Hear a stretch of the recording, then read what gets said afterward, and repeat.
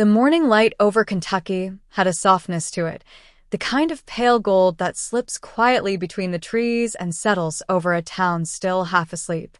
For most people, it was just another ordinary sunrise. But for Amy Slaton, this morning felt like the first breath after being underwater too long. A cautious, trembling inhale. A slow, uncertain exhale. She sat on the edge of her couch, phone in hand, staring at the glowing Instagram icon as if it were a doorway she wasn't sure she should walk through again. Weeks had passed since her arrest, weeks filled with shame, silence, swirling rumors, and the suffocating weight of headlines she never imagined would carry her name. Her heart was still heavy, bruised by the memory of flashing lights, cold metal doors, and the sting of judgment that followed her like a shadow. But today she was coming back. After so much chaos, anger, pain, and fear, she was finally stepping back into the world she once shared so freely.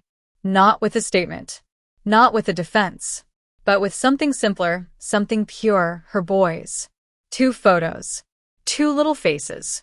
2 small worlds that gave her the strength she sometimes forgot she had. She tapped the screen, and the picture filled her vision. Gage sitting in the soft glow of the living room lamp, wearing a tiny Casper-themed 2-piece set. His chubby hands gripped a toy truck as if it were treasure. His eyes carried that familiar spark, mischievous, curious, alive. He was almost 4 now. An age of beginnings, questions, refusals, and belly laughs that could thaw any frozen heart. The next swipe revealed Glenn, sweet, wide-eyed Glenn, mid-bite into a slice of pizza, his Casper outfit slightly smeared with sauce. His cheeks were round, flushed with innocence, and his little legs dangled off the edge of the chair as if gravity had not yet fully claimed him. Amy felt her throat tighten. Everything she had been through, every mistake, every headline, every whisper, disappeared when she looked at them. They were her anchor, her reason, her fight. And they were growing so fast she could barely keep up. Her finger hovered over the share button. It wasn't just a post. It was a return, a rebirth, a declaration that she was still here, still standing, still trying. Her stomach fluttered with nerves. The world could be cruel. The comments could cut deep. But she needed this moment. She needed to feel like she was part of something again, part of her community, part of her fan base, part of herself. With one soft tap, the post went live, and in that instant, thousands of people exhaled with her. Behind her brave face, though, the memories of the zoo still flickered at the edges of her mind. The heat of the afternoon sun, the screams, the frantic rush, the impossible moment when she claimed she had been bitten by a camel. The shock of being handcuffed in front of strangers. The tears she tried to hide. The humiliation that settled deep in her bones. The charges, illegal possession, endangerment, substances she never thought she would hear in the same sentence as her own name, hung over her like storm clouds. She had pleaded not guilty, but the fear gnawed at her. November 7th was coming. The hearing was coming. Her entire future felt like it was suspended by a fraying thread. But Instagram was familiar. Instagram was hers. And returning meant she wasn't defeated. Not yet. She sank back into the couch, breathing slowly, eyes drifting toward a framed picture across the room, herself, younger, smiling, holding newborn Gage. Back before the split with Michael. Back before everything cracked open. Back before fame reshaped her life into something messy and fragile. Back when she still believed everything would turn out okay. A notification pinged. Then another. Then 20 more. Fans were flooding back, welcoming her, defending her, loving her. Some were curious. Some were nosy. But many were kind. Still, behind every message, she felt the pressure of the world watching her, judging, guessing, expecting. And now that she was back online, that world was about to witness much more than cute Halloween outfits. Because season 8 was coming. And nothing, absolutely nothing, was peaceful behind the scenes. Tammy's voice from the trailer echoed in Amy's head. She should be my best friend. Amy rubbed her face and sighed. The feud had grown into something heavy, sharp, and relentless. Words had been exchanged that couldn't be taken back. Tears shed that couldn't be unseen. Wounds opened that whispered instead of bleeding. They weren't just sisters anymore. They were co-stars. Confidants turned combatants. Two tired women trying to survive life under cameras, under pressure, under pain. And right now they were drifting farther apart than ever. The sun hung low in the sky by the time Amy finally reached the edge of her driveway, but she wasn't thinking about daylight or shadows or the tired ache settling into her legs. All she could hear was the echo of that phone call repeating in her mind, the one she never wanted to make, the one she never wanted anyone to find out about. Her fingers still remembered the tremble, the hesitation, the way she almost hung up before the first ring. But desperation has a way of guiding your hand even when your heart is breaking. She looked down the street like she was searching for something, maybe courage, maybe clarity, maybe the version of herself she used to be before life started demanding pieces of her she didn't know how to give. The wind picked up, brushing against her cheeks like a quiet reminder that secrets don't stay buried forever, not in their family, not in their town, and especially not with cameras around every corner. Inside the house, the boys were playing in their usual chaos, toys clattering, giggles rippling through the rooms, but even the sound of her children couldn't ground her the way it used to. Today, every noise felt distant, muffled, like she was listening through a thick wall of worry. She knew the moment she stepped back inside, everything she'd been holding in would start slipping out through the cracks. The producers were already asking questions. Tammy was already giving her those looks, the kind that weren't angry, but sharp, like Tammy could sense the storm Amy was hiding behind her smile. Amy pushed the door open, exhaled, and stepped into the familiar mess of motherhood. Bottles in the sink, a blanket on the floor, a half-finished drawing taped crookedly to the fridge. Normally, these things made her feel human, grounded, reminders that she had built a life worth protecting. But today, her house didn't feel like home. It felt like a stage, a place where every emotion was a scene and every mistake was waiting to be edited into something bigger, something louder, something she couldn't control. She tied her hair up with a shaky hand and walked to the living room, telling herself she could get through this, that nobody had to know what she said on that call. But as she picked up a toy to clear the floor, her phone buzzed again. A message this time. Short. Cold. Direct. We need to talk. Now. Her breath caught. Because it wasn't from the person she'd called. It was from one of the producers. In that moment, Amy felt everything inside her tilt, like the world had shifted an inch to the left, just enough to make her lose her balance. She sat down hard on the couch, her heartbeat pounding like she'd been running.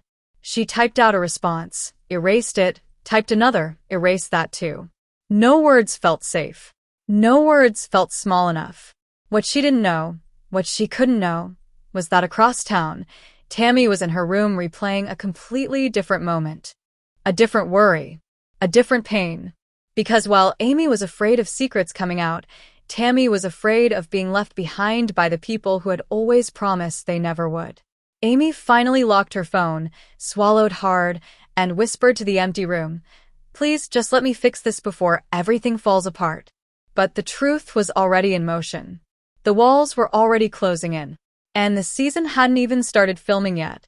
Tammy sat on the edge of her bed, the afternoon light falling across her face in uneven streaks, catching the sparkles of the rhinestones on her phone case. She wasn't scrolling. She wasn't texting. She was just staring at the dark screen like it was supposed to reveal something, an answer, a warning, anything that would make sense of the tension she'd been feeling all day. She could sense it in the air before anyone said a word. Amy was hiding something, and Tammy wasn't angry. Not yet. Anger was loud, sharp, quick. But this feeling, this heavy, quiet pressure, settled deep in her chest like a weight she couldn't push off. It reminded her of every time someone she loved drifted away without telling her why. Every time she felt like the last to know. Every time she feared she didn't deserve the truth. She picked up her vape, set it down again. Her hands wouldn't stay still. She tried focusing on the TV, Some rerun she had seen 100 times, but her eyes never followed the story. Her mind kept drifting back to Amy's weird energy earlier, the forced smile, the way she avoided eye contact. Amy wasn't good at lying. She wore her emotions the way most people wore jewelry, out in the open, impossible to ignore. Tammy reached for her phone again, finally unlocking it.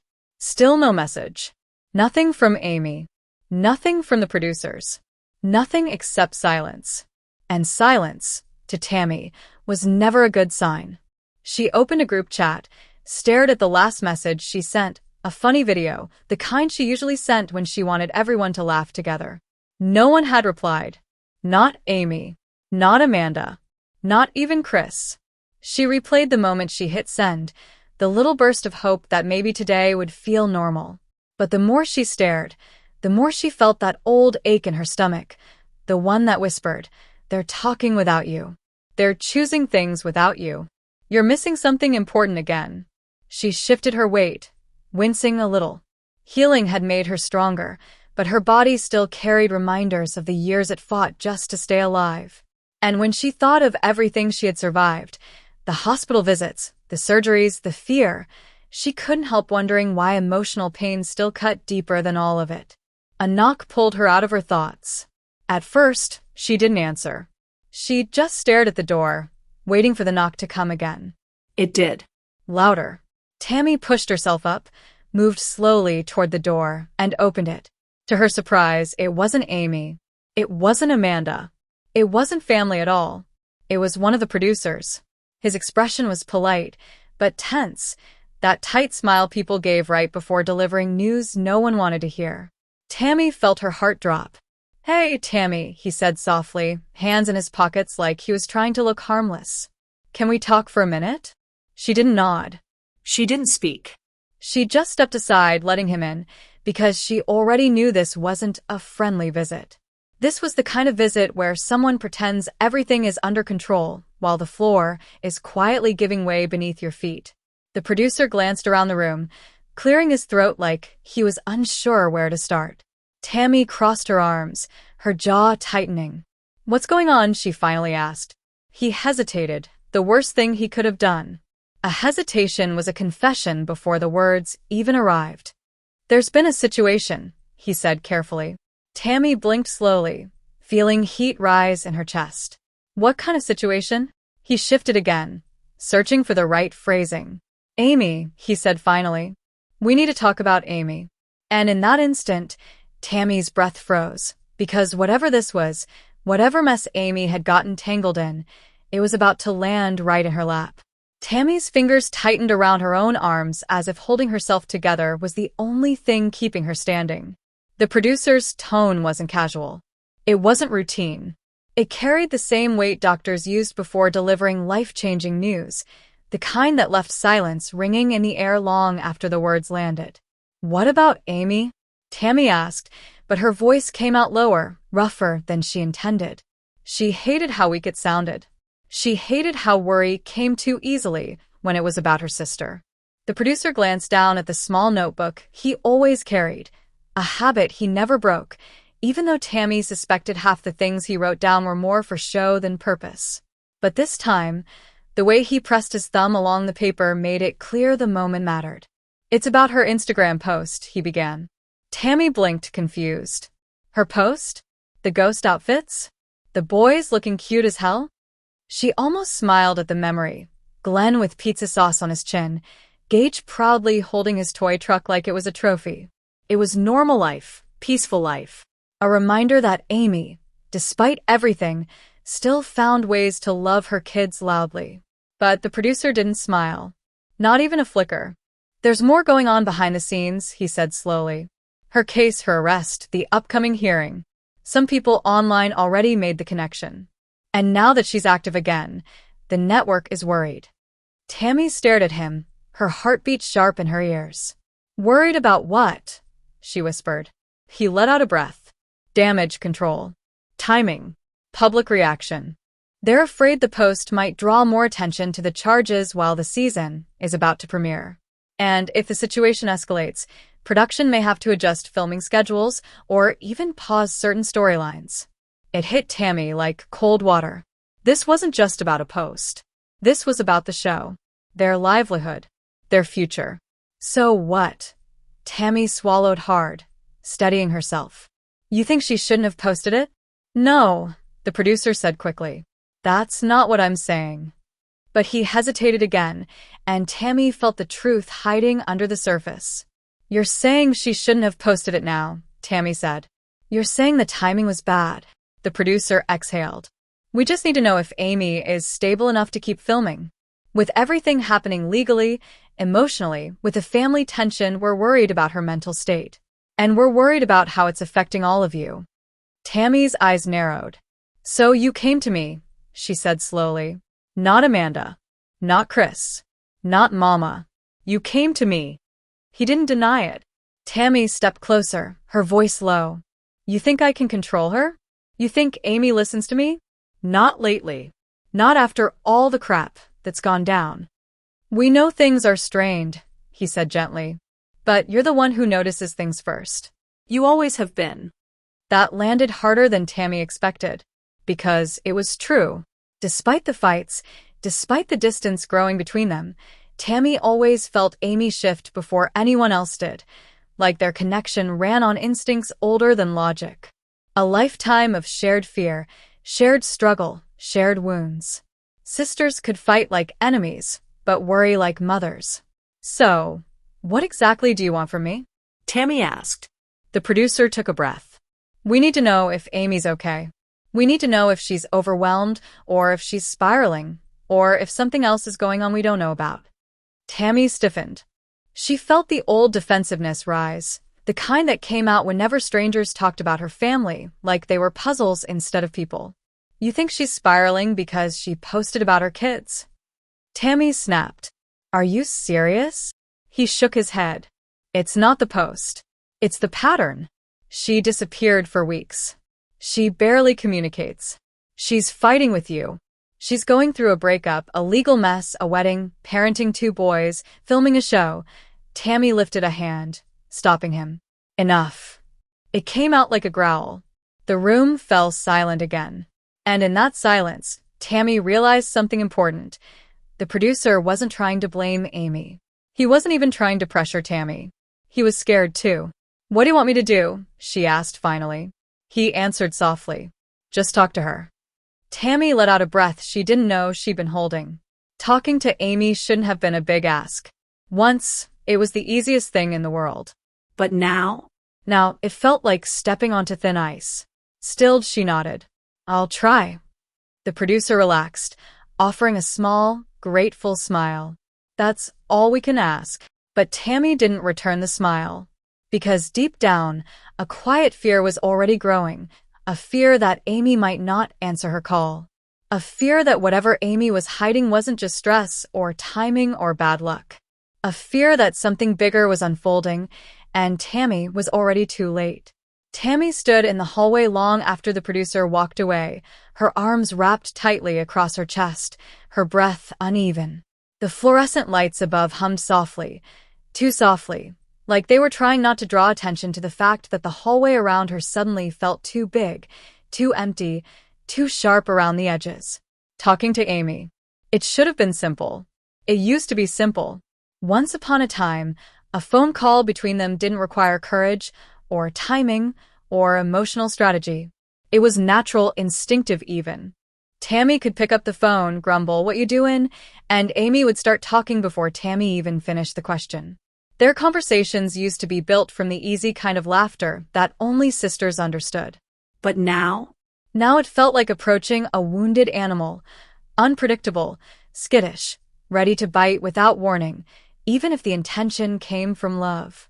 Tammy pulled out her phone slowly, staring at the black screen as if it might offer reassurance. But all it did was reflect her own face back at her, tired, tense, haunted by the knowledge that she and Amy hadn't truly talked in weeks. Not really. Not without yelling. Not without tears. Not without echoes of hurt that neither knew how to apologize for. Her thumb hovered over Amy's contact.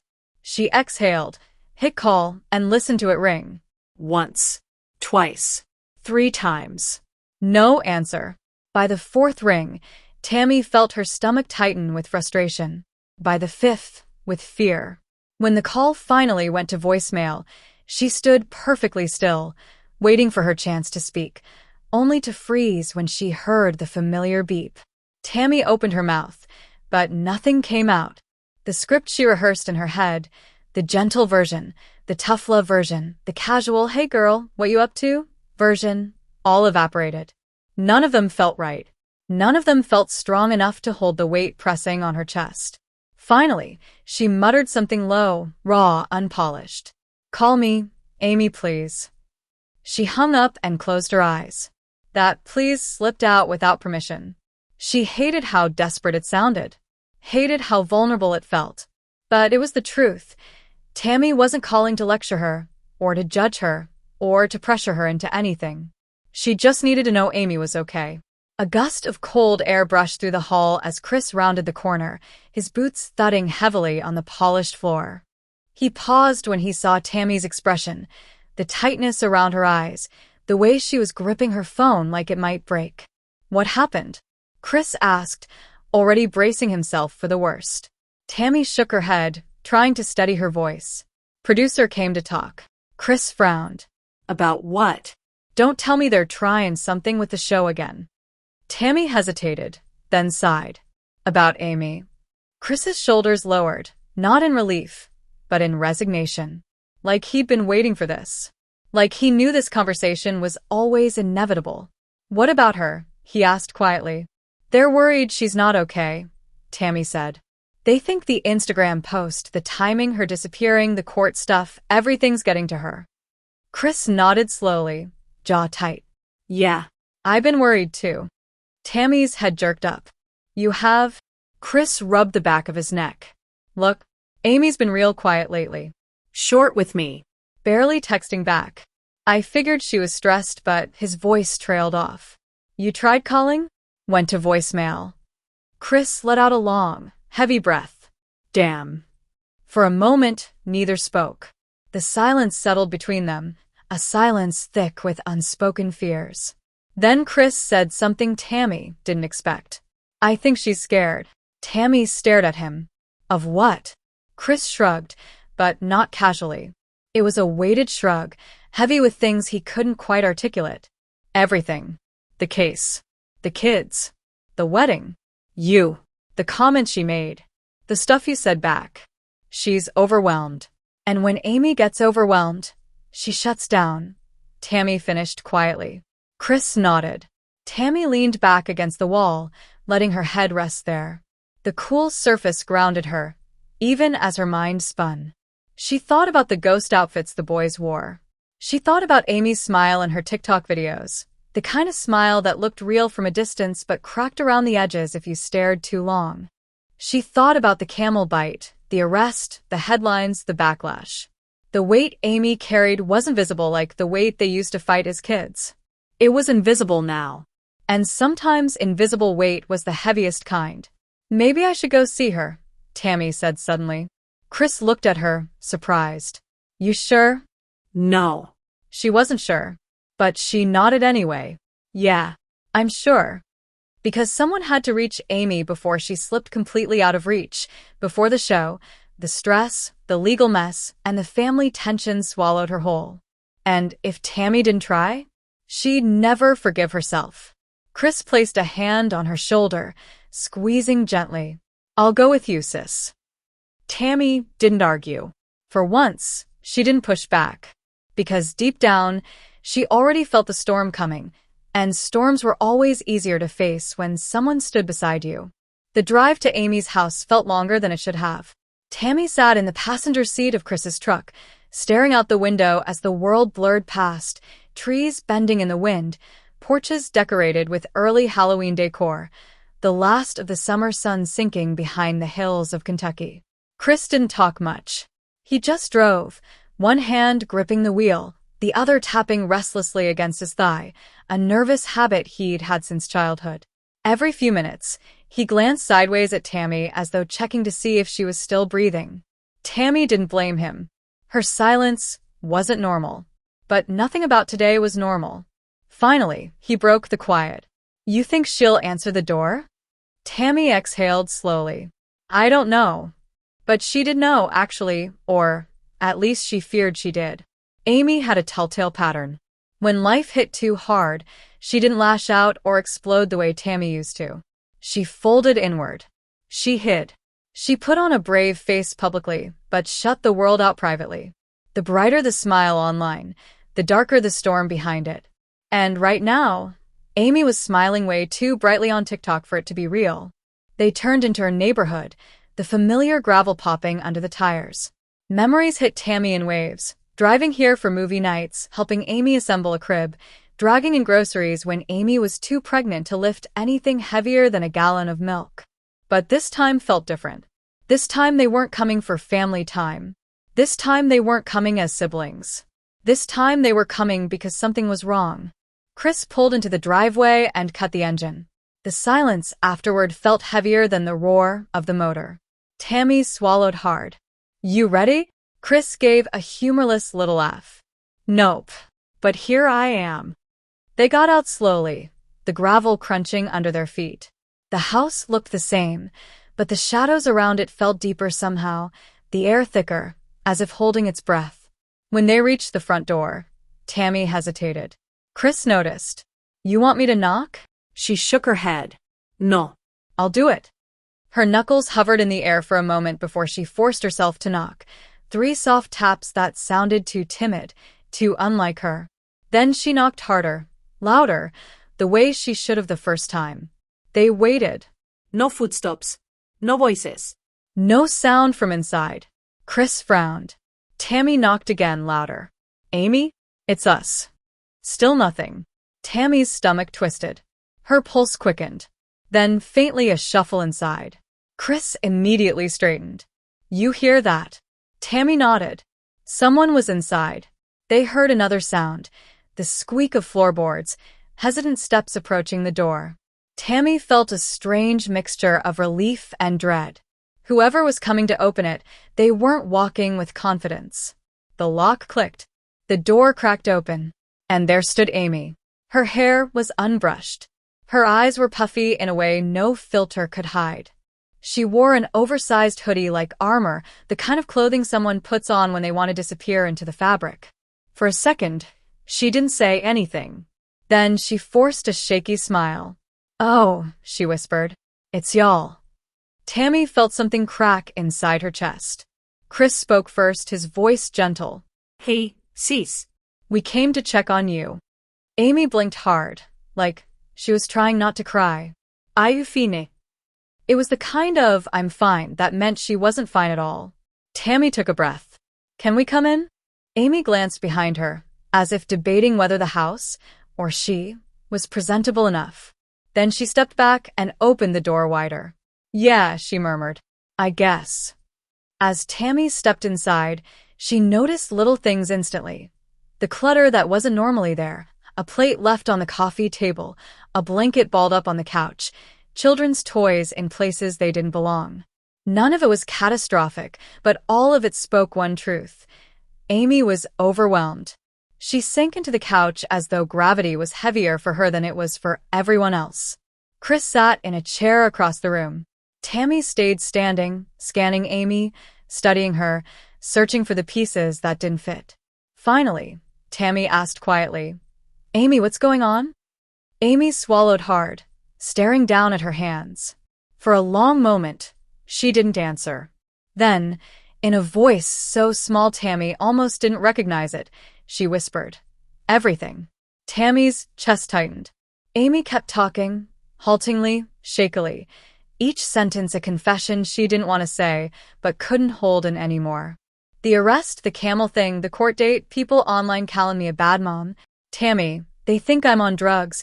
They think I don't care about my boys. They think I'm some kind of monster. Her voice cracked, and she covered her face with both hands. I'm not okay. The words hit the room like a bomb. Tammy felt herself inhale sharply. Not out of shock, but out of heartbreak. Chris leaned forward, elbows on his knees, eyes soft. For the first time in months, all the fights, all the insults, all the bitterness didn't matter. This wasn't a feud. This wasn't drama. This wasn't sister versus sister. This was Amy, scared, drowning, exhausted, finally breaking open. Tammy stepped closer, her voice barely above a whisper. Then let us help you. Amy looked up, tears clinging to her lashes, uncertainty flickering in her eyes.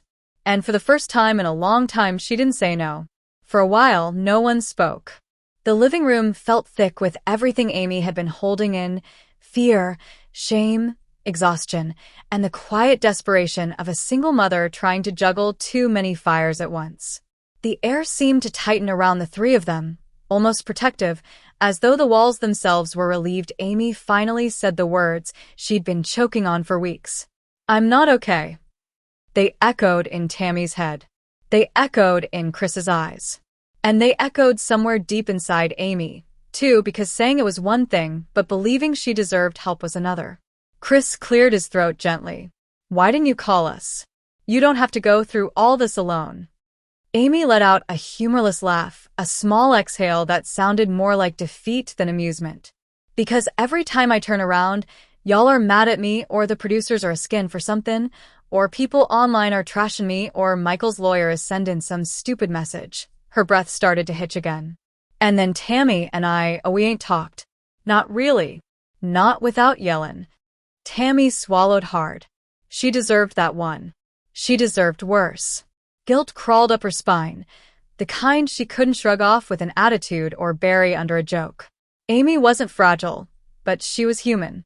And Tammy had forgotten that somewhere along the way, too wrapped up in her own pain to see her sister drowning. "I'm sorry," Tammy said suddenly, the words tumbling out before she could stop them. Amy blinked, startled. "For what?" Tammy looked down at her hands, wringing them together like she used to do when she was a kid and got caught doing something wrong. "For calling you names. For that deadbeat comment. For being mean when you were already dealing with too much. For making you feel alone." Her voice shook. "I didn't mean half of it. I was mad and scared." Amy stared at her for a long moment, not cold, not angry, just processing. As though she hadn't expected Tammy to say it. As though she needed to check the room twice to make sure she heard her right. Chris leaned back, letting the moment breathe. For once, there wasn't a joke. There wasn't a lecture. There wasn't even a sigh. Just vulnerability. Raw. Unfiltered. Unscripted. Amy rubbed her eyes, smudging the mascara she hadn't bothered to wash off last night. "I'm sorry too," she said quietly. "I shouldn't be said what I said about you. I didn't mean all that either. I was just hurt." Tammy nodded. "I know." For the first time in months, the fight between them, the storm everyone online kept feeding, shrank into something manageable. Something human. Something forgivable. Chris stood up then, stretching his back, his bones popping loudly. "All right," he said, trying to lighten the tension without breaking the moment. "How about we get a plan together? Amy, what's the next court date?" Amy sighed. "Next week. And I'm scared. If they paint me as some kind of drug addict or bad mom, I don't know what's gonna happen." Tammy's head snapped up, eyes sharp. Amy. "Look at me." Amy looked. "You're not a bad mom." The words were firm, unwavering, carved from truth. "You love those boys more than you love yourself. Anyone can see that. The courts will see it too. They just trying to intimidate you."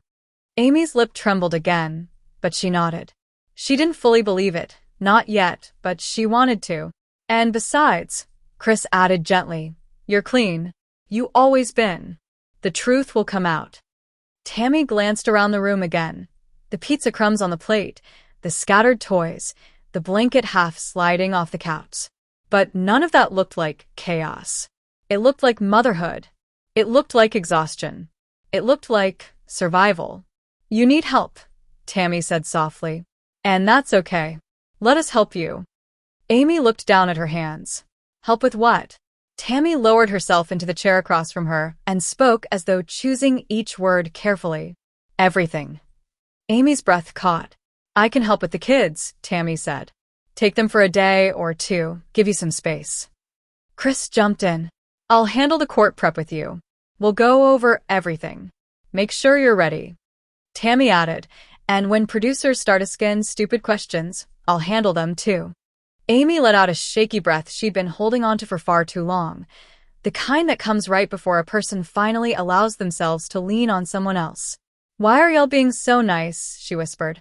Tammy's eyes softened. "Because you're our sister," she said. "And we almost forgot what that means." Amy's lips parted. Not quite a smile, not quite relief, but the beginning of something that had been missing between them. Connection. Trust. Family. Gage's little footsteps thumped down the hallway then, interrupting the moment. He peeked around the corner with wide, curious eyes before running straight to Amy, climbing into her lap like it was the safest place in the world. She held him tight, pressing her cheek against the top of his head. Glenn toddled in after, holding a half-eaten cracker, staring at Tammy and Chris like he didn't understand why everyone looked so emotional. Tammy smiled, a real one this time, and held out her arms. "Come here, little man." He giggled and toddled toward her without hesitation. For a few minutes, the room was filled with only the sounds of children, laughing, babbling, climbing, tugging at sleeves, reminding each adult in the room that the heart of the family wasn't in their fights. It was in their future. And right now, their future was sitting on their laps. The afternoon sunlight streamed through the kitchen window, painting everything in shades of gold that made the air feel warmer, almost forgiving. Amy sat at the table with a half-empty cup of coffee, trying to steady her shaking hands. The silence between her and Tammy was no longer sharp, no longer an accusation. It was a fragile truce, a quiet acknowledgement that they were still figuring out how to be sisters without losing themselves. Tammy leaned against the counter, arms crossed but relaxed, observing Amy with a mix of caution and care. Every now and then, she glanced at the boys, who were now embroiled in an epic battle with building blocks sprawled across the floor. Watching them, Tammy couldn't help but think about the pressures Amy carried, pressures that Tammy had only begun to understand in the past few days. "I didn't know it was this bad," Tammy admitted softly, almost to herself. I thought you had it together." Amy's laugh was hollow, shaking. "Together? Tam, that's never been me. I just pretend really well, I guess." She took a deep breath, the first in a long string that seemed to reach into the very corners of her chest. "And now I can't. Not anymore." Tammy moved closer, tentatively. "You don't have to pretend for me. Not anymore." Amy looked up, eyes wet, trying to gauge the sincerity in Tammy's voice. For the first time in months, maybe years, she felt it. That rare, quiet kind of understanding that isn't forced by cameras or scripts. That's what made this moment so raw, so real. Chris, watching from the doorway, quietly cleared his throat. "How about we get you some real support? Like professional help? You can't keep carrying all this alone." Amy nodded, but she hesitated. "I don't know if I can. I mean, what if it's too much? What if I can't fix everything?" Tammy's hand rested lightly on Amy's shoulder, a gesture full of reassurance. "You don't have to fix everything. You just have to start." And that was it. That single sentence felt like a lifeline thrown across the years of tension, anger, and miscommunication. The boys were still laughing, still tearing through the room in innocent oblivion. But for Amy and Tammy, something deeper shifted. The storm didn't vanish entirely. The fights, the misunderstandings, the weight of reality TV and public scrutiny, it didn't disappear. But it softened, just enough to allow breathing room. Amy closed her eyes for a moment, letting the warmth of the sunlight, the sound of her children, and the presence of her sister wash over her. "I want to try," she whispered. Tammy smiled, a real one that didn't carry sarcasm or defensiveness. "Then we'll try together. One step at a time." Chris nodded, silently approving. "We'll take it day by day. Whatever you need, we got you." Amy exhaled slowly, feeling the tension in her shoulders loosen, just slightly. The weight of the past weeks, the arrest, the legal threats, the judgment, the heartbreak with Tammy, was still there, but for the first time, she felt a spark of hope that maybe she wouldn't have to face it all alone. For now, that was enough. The boys climbed into her lap again, little hands gripping at her arms, forcing a laugh out of her she hadn't realized she'd missed. Tammy crouched to play alongside them, laughing genuinely when Glenn toppled a tower of blocks and then Gage retaliated with a crash of his own. In that chaotic, noisy, beautiful mess of family life, Amy realized something she hadn't thought in months. Survival wasn't about perfection. It wasn't about keeping up appearances or hiding her fears. It was about showing up, day after day, and letting herself be held when she needed it most. And in that moment, with her sister by her side and her children in her arms, she felt a little lighter, a little braver, and a little more ready for whatever came next. Evening descended over Bowling Green like a velvet curtain, softening the sharp edges of the day. The house that had once felt heavy with tension now carried a quieter, more reflective energy. Amy tucked Gage and Glenn into bed, their soft murmurs and sleepy yawns echoing through the hallways, and for the first time in weeks, she allowed herself to linger in the stillness. Tammy lingered in the doorway, hesitant to interrupt, but not wanting to leave either. She leaned on the frame and watched Amy move through the small domestic rituals with the care and attentiveness only a mother could summon. Something about it struck her deeply, the reality of Amy's vulnerability, the weight she carried silently. I didn't realize how much you do, Tam," Amy finally said, breaking the silence, her voice quiet but steady. "Not just for the boys, but for everyone." Even when I don't see it. Tammy shook her head, a mix of pride and shame coloring her expression. "I've been surviving the only way I know how. I just forget to say it sometimes. Or maybe I don't think anyone's listening." Amy's eyes softened. "I'm listening now." For a long moment, neither sister moved, each holding the invisible weight of months, years, decades even, of misunderstandings and resentment. The air was dense, but alive with possibility. It was fragile. Yes, a glass teetering on the edge of a table, but there was a chance it wouldn't shatter this time. The quiet was broken by the soft ping of a phone. Amy picked it up and glanced at the screen. Notifications from Instagram, TikTok, messages from friends and family. A reminder that life outside this house still pulsed, still demanded attention. But instead of the panic she usually felt, she smiled faintly. She could face it. She could manage it. Slowly. Tammy finally spoke, her voice almost a whisper. "You know, we can't erase the past.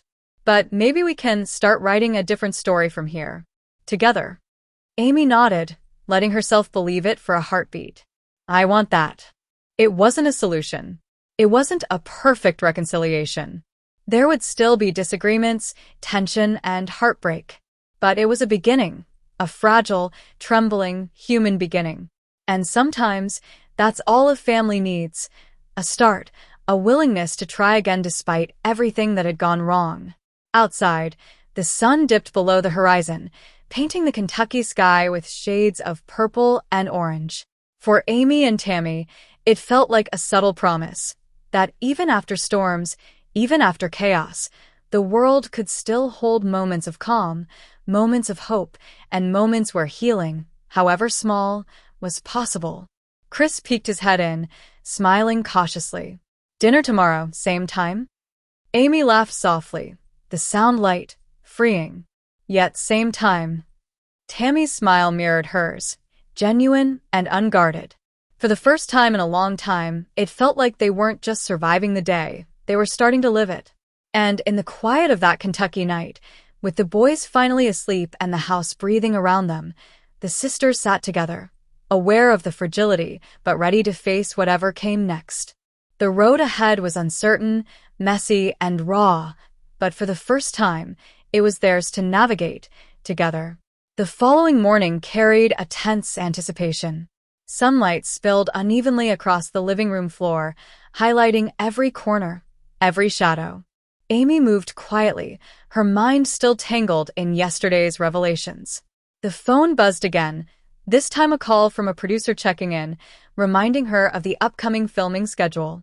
Tammy watched her from across the room, arms folded, a mix of caution and curiosity etched into her posture. She wanted to speak, to bridge the distance, but words felt insufficient, fragile like thin ice underfoot. Amy broke the silence first. We can't keep avoiding each other, Tam. Not if we want this to work. Not if we want anything to work. Tammy exhaled slowly, a blend of frustration, relief, and fear. I don't even know how to start. Everything we say turns into another fight. Amy's gaze softened. Then we stopped trying to fight. We stopped trying to prove something. We just talk. Really talk. No cameras, no audience. Just us. The proposition hung in the air. Tammy nodded slowly, unsure but willing to try. The vulnerability in Amy's voice was unmistakable, raw, human, unshielded. And for the first time in months, Tammy felt that maybe they could step into that vulnerability together. As they sat down, the quiet hum of the house seemed almost protective, cocooning them from the outside world. They talked for hours, revisiting old memories, acknowledging grievances, and cautiously celebrating small victories, moments of growth, moments of courage, moments of being alive in a way they hadn't allowed themselves before. Amy admitted her fear of losing Tammy, of watching her sister move on without her. Tammy confessed the weight of feeling unseen, underestimated, and boxed in by everyone's expectations. Tears came, yes, but they weren't explosive. They were cleansing, necessary, a release of months of unspoken pressure. Meanwhile, behind the walls of the house, the crew prepared for filming the next segment of Season 8. Cameras were ready, lights calibrated, and production notes reviewed. But for once, the schedule felt secondary to the human drama unfolding in the room. Every take, every scene, every scripted moment paled in comparison to the authenticity of two sisters reconnecting. Even Chris, who had been mediating from the sidelines for months, could see the shift. He stayed in the background, allowing space but ready to step in if tension resurfaced. Watching them, he realized that this fragile reconciliation was a testament to resilience, not just personal resilience, but familial resilience. As afternoon faded into evening, Tammy and Amy ventured outside. The crisp Kentucky air felt grounding, almost symbolic. The world was still chaotic, still demanding, still capable of breaking them again, but in that moment, they chose to stand together, even if just for a while. Later, over a quiet dinner, small jokes emerged, laughter flickered, and the heaviness that had been lingering for weeks seemed to dissipate slightly. It wasn't perfect. It wasn't resolved. But it was a beginning, an unpolished, honest human beginning. And as the cameras rolled in the background, capturing the smallest gestures, the tentative smiles, and the subtle eye contact that spoke volumes, it was clear that this chapter of the 1,000-pound sister story was not about spectacle or ratings. It was about survival, growth, and the courage to face the storm together, even when everything felt uncertain. The night ended with both sisters retreating to their separate rooms, but the energy had shifted. The house was quieter, yes, but in that quiet, there was a spark, fragile, flickering, but undeniably alive. A spark that promised hope, even in the chaos of reality TV, legal troubles, and personal transformation. The next morning dawned with an unusual stillness. Kentucky's fog hung low over the streets, curling around trees and mailbox posts, as if the world itself were holding its breath. Inside the Slaton household, the energy was tentative. Amy moved through her morning routine with practiced care, her movements deliberate, careful, a physical manifestation of the emotional caution she carried from yesterday's conversation. Tammy lingered near the doorway, hesitant to interrupt but unable to resist the pull of familiarity.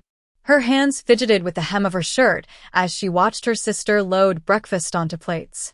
For weeks, they had tiptoed around each other, but now, the air was charged differently, fragile, hopeful, but heavy with the weight of unspoken history. Amy finally spoke, her voice low but steady. I know it's not going to be easy. And I know we're both scared. She placed a hand on the counter, grounding herself. But hiding from each other only makes it worse. Tammy nodded, swallowing hard. I don't want to fight anymore. But I don't know how to not get hurt. Then we start slow, Amy suggested, a faint smile breaking through. One conversation at a time. One moment at a time. Even as the sisters tentatively began to reconnect, the undercurrent of reality television continued its quiet intrusion. Production was buzzing outside, cameras, lights, and crew members moving with precision and purpose, unaware of the fragile reconciliation taking place inside.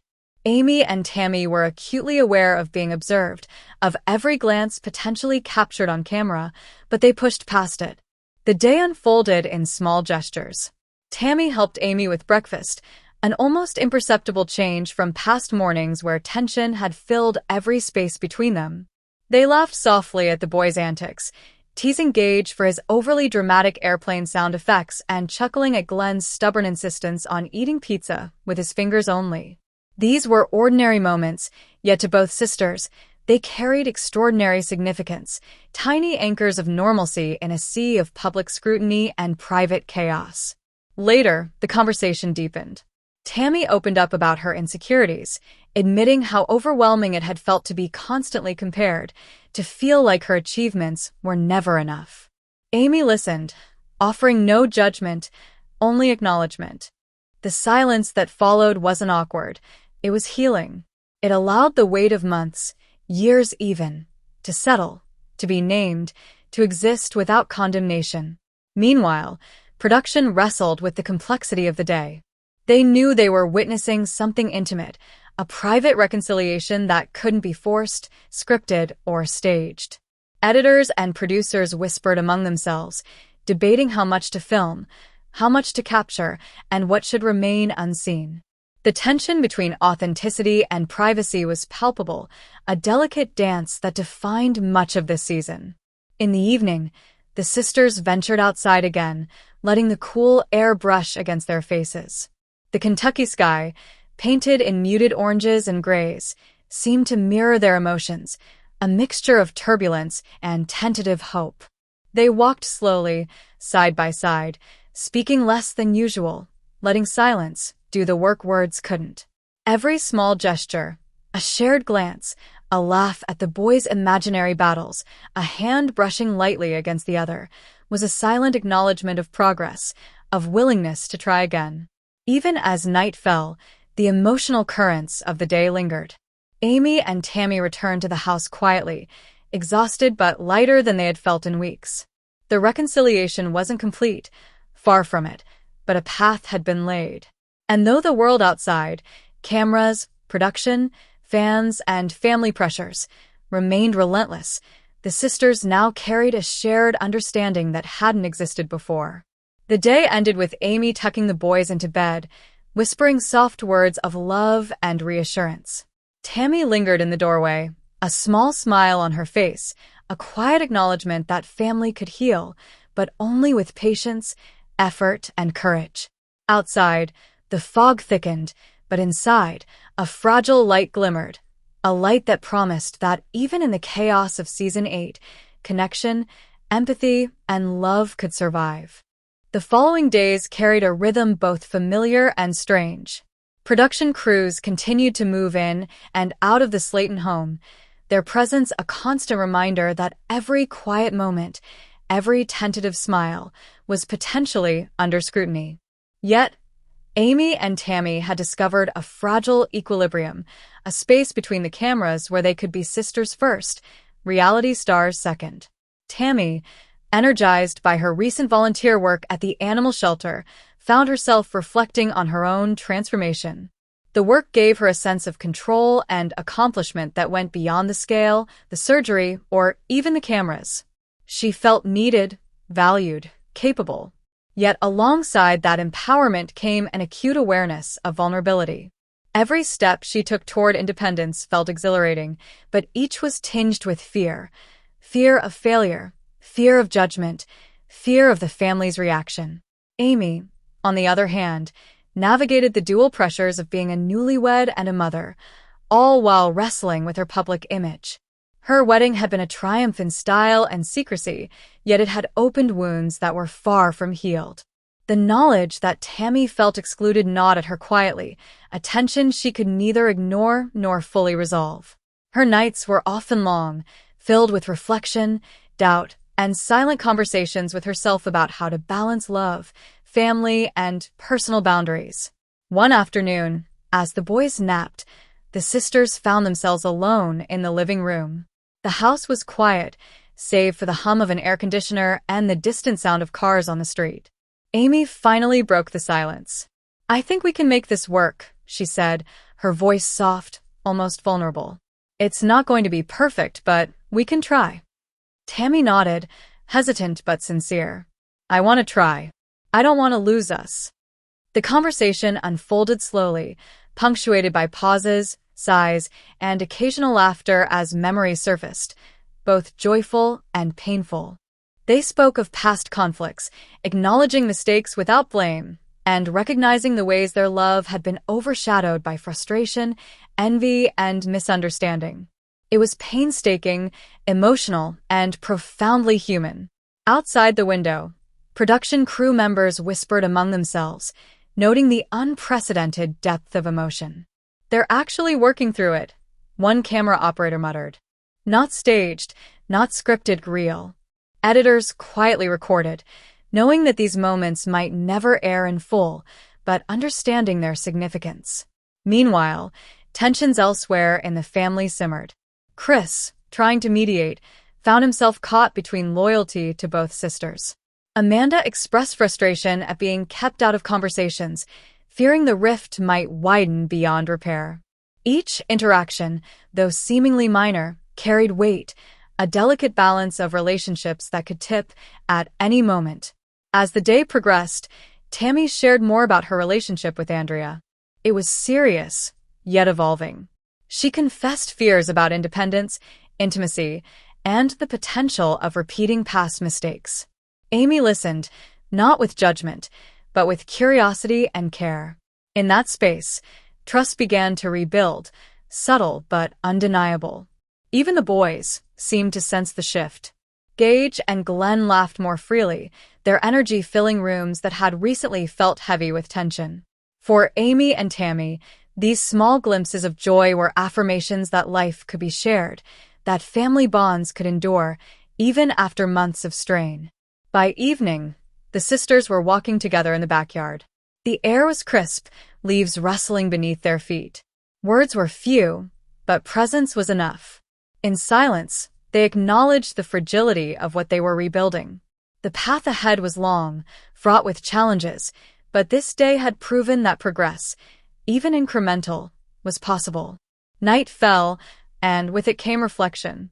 Amy sat by the boys' bedsides, Tammy in the next room, both lost in thought. Cameras, production schedules, public expectation, all remained external pressures. Yet in these private hours, each sister discovered something deeper: patience, empathy, and the courage to confront pain with honesty. This was no neat resolution, no Hollywood ending. It was raw, uncertain, and fragile, but real. And in Season 8 of 1,000-Pound Sisters, that reality would become its most powerful story yet.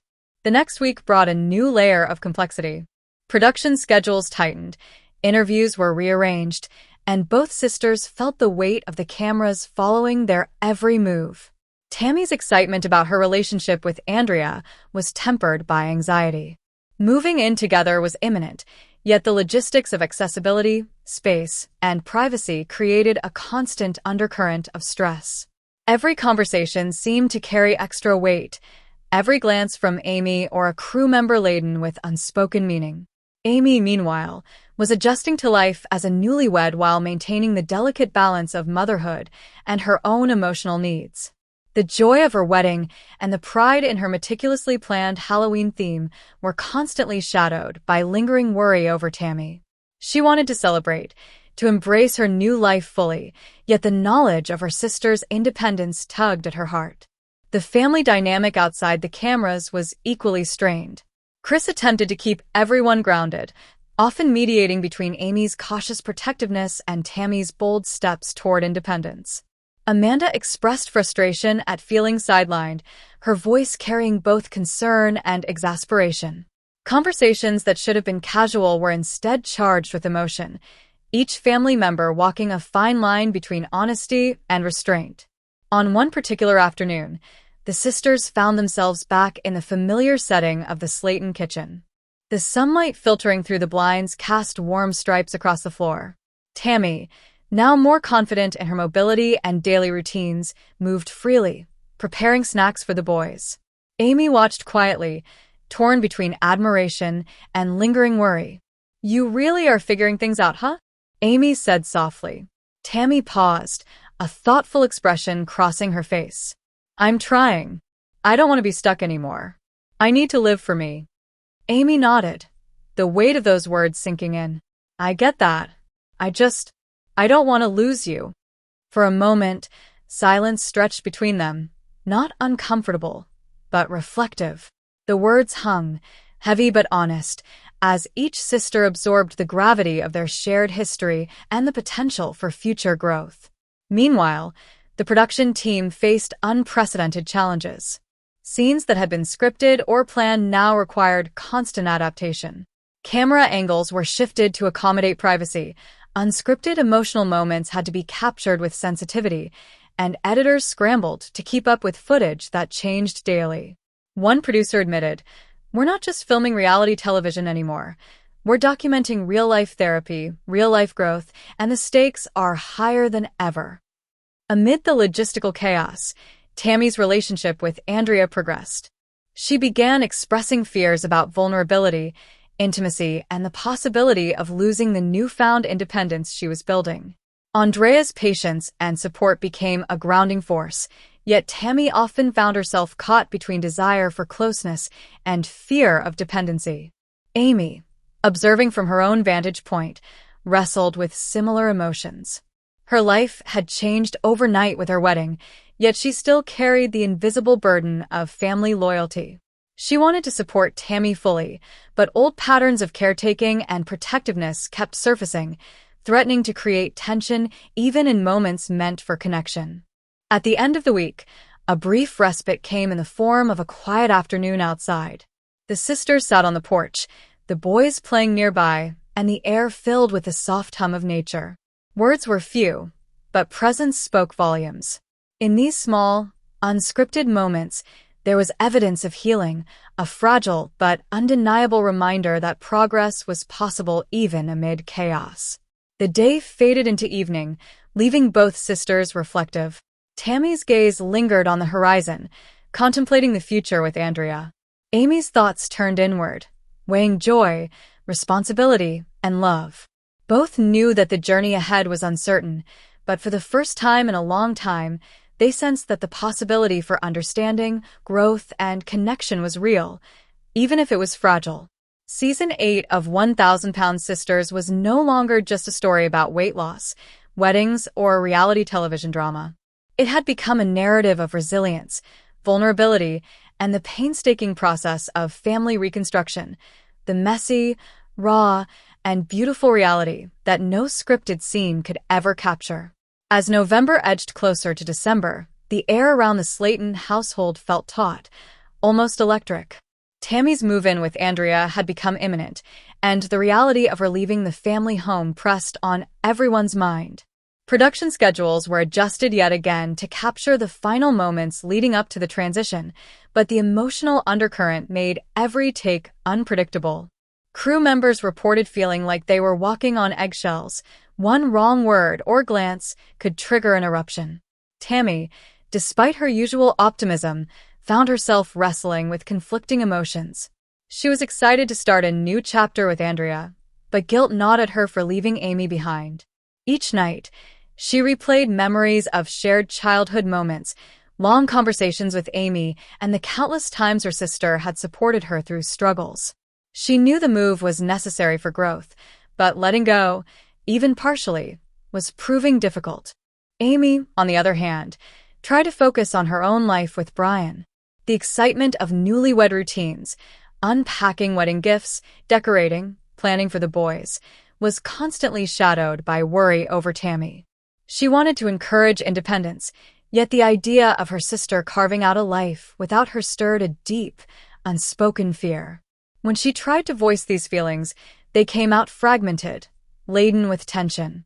Crew members noticed how often her words trailed off mid-sentence, replaced by looks that conveyed worry more than anger.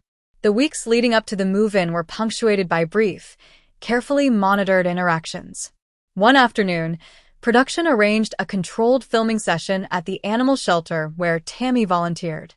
Andrea joined her, and for the cameras, it was a serene snapshot of growth and independence. Behind the scenes, however, Tammy's attention was split. She laughed and engaged naturally with the animals, but there was a subtle hesitancy in her voice whenever her phone buzzed with messages from Amy or other family members. The tension peaked one evening during a pre-move visit. Tammy had returned to the Slaton house to pack essentials, and Amy was there, offering assistance. Words were exchanged that seemed simple on the surface. "Do you need help with the boxes?" "I've got the truck ready." But each phrase carried emotional weight neither sister could fully mask. Crew members described an almost palpable nervous energy, a feeling that at any moment, history could repeat itself and the fragile calm would shatter. "I don't want you to feel like I'm abandoning you," Tammy said quietly, pausing mid-step to look at Amy. Amy swallowed, the lump in her throat threatening to choke her words. "I know. It's hard seeing you go. I've been your safety net for so long." Tammy's face softened, a mixture of relief and guilt passing over her features. "I know, and I'm grateful. I need this though for me." It was a small, intimate exchange, but for those observing, it was monumental. Cameras captured every subtle glance, every hesitation, every tremor in the sisters' voices. The unspoken acknowledgement of love and fear, intertwined so tightly it was almost unbearable, became the quiet heartbeat of the season. As packing continued, the production team faced logistical hurdles. Filming permissions, space constraints, and privacy concerns created challenges beyond the usual reality TV drama. Editors worked frantically to structure footage into a cohesive narrative, trying to balance authenticity with sensitivity. One producer admitted, "This isn't just reality TV anymore. This is therapy, growth, family dynamics, and it's happening in real time." That night, after the last box was packed and Tammy had returned to Andrea's apartment for the evening, Amy sat alone on the couch. The silence of the house was thick, heavy, almost oppressive. She reflected on the past weeks, the wedding, the emotional confrontations, Tammy's independence, and her own role in the family.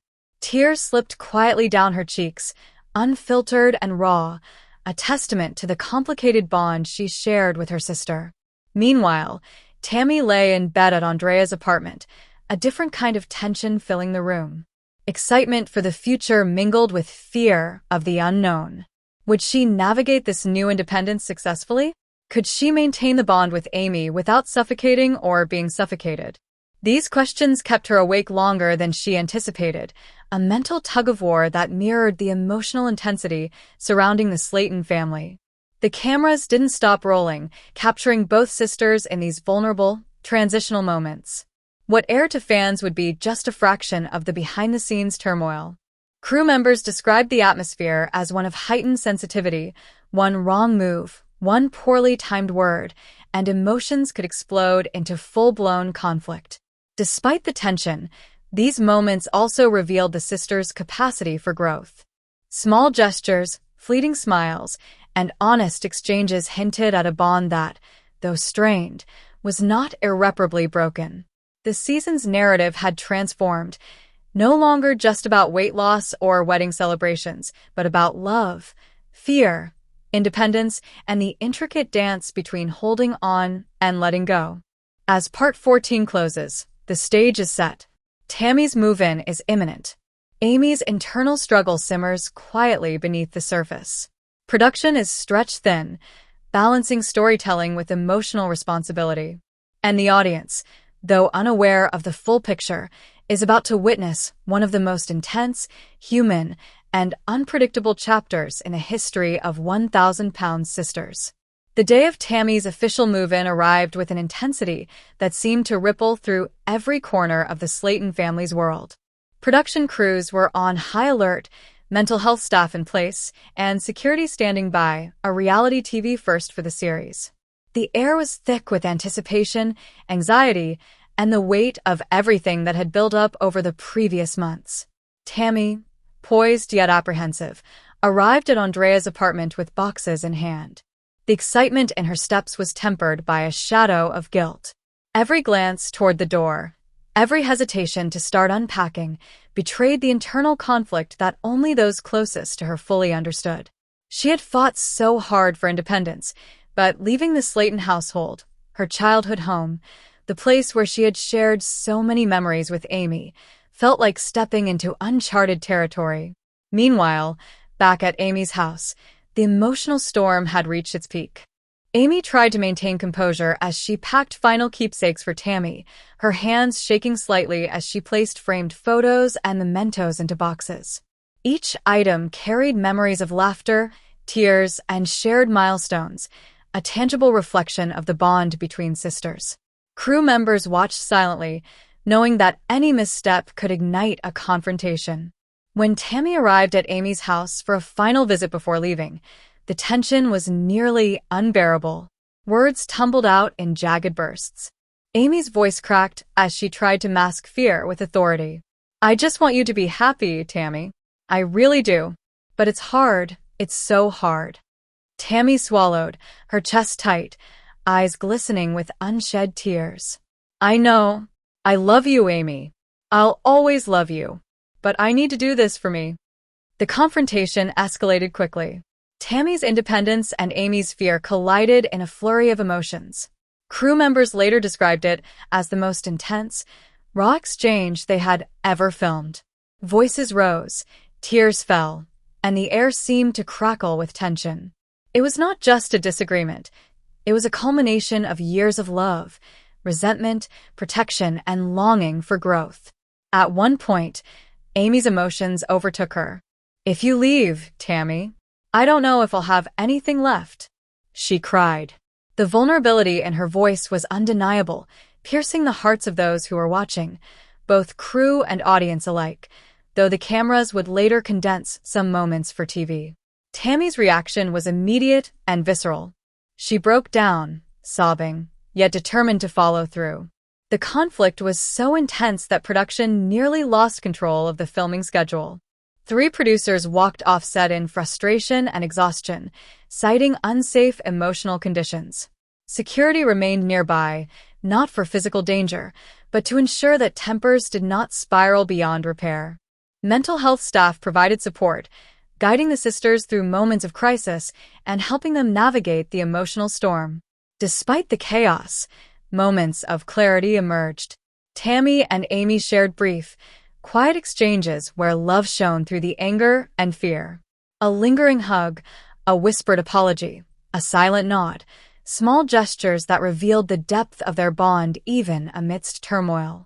The cameras captured these moments, preserving an authenticity that fans would later come to cherish. Once Tammy finally moved into Andrea's apartment, the physical distance solidified the emotional shift. Amy returned home, confronting the reality that her sister had taken a step she could neither prevent nor control. It was a bittersweet victory. Pride for Tammy's growth mingled with the ache of separation. Crew members noted Amy's reflective demeanor, how she lingered over small details in the house that now felt emptier, quieter, less anchored. In the days that followed, the Slaton family began a tentative recalibration. Tammy thrived in her new environment, developing routines with Andrea, managing responsibilities independently, and deepening her emotional resilience. Amy, meanwhile, focused on her marriage, her children, and her own journey toward personal fulfillment. Communication between the sisters remained delicate but genuine, a mix of honesty, hesitation, and mutual respect. Production, having witnessed the raw, unfiltered evolution of the sisters, described the season as unlike anything they had ever filmed. The final episodes would showcase not just the drama and confrontation, but the vulnerability, courage, and humanity of 2 women navigating life under extreme scrutiny while trying to honor both themselves and their familial bond. The finale, though edited for television, retained the emotional core. The heartbreak, the breakthroughs, the tears, the laughter, and the moments of reconciliation that were hard-won and fragile. Viewers would see a story of transformation not just measured in pounds lost or milestones achieved, but in the complexity of human emotion, the challenges of independence, and the enduring power of family love. As the credits rolled on Season 8, one truth became unmistakably clear. The journey of Tammy and Amy Slaton was far from over. Their relationship, tested by time, circumstance, and personal growth, had reached a pivotal juncture. Each sister had taken steps toward autonomy while learning to navigate the balance of love and independence. For fans of 1,000-Pound Sisters, Season 8 would forever be remembered as the most emotionally charged, unpredictable, and human season yet, a testament to resilience, growth, and the unbreakable, complicated bond of sisters. Transformation wasn't just about weight, weddings, or new beginnings. It was about the courage to face oneself, confront fear, and love deeply, even when it hurts.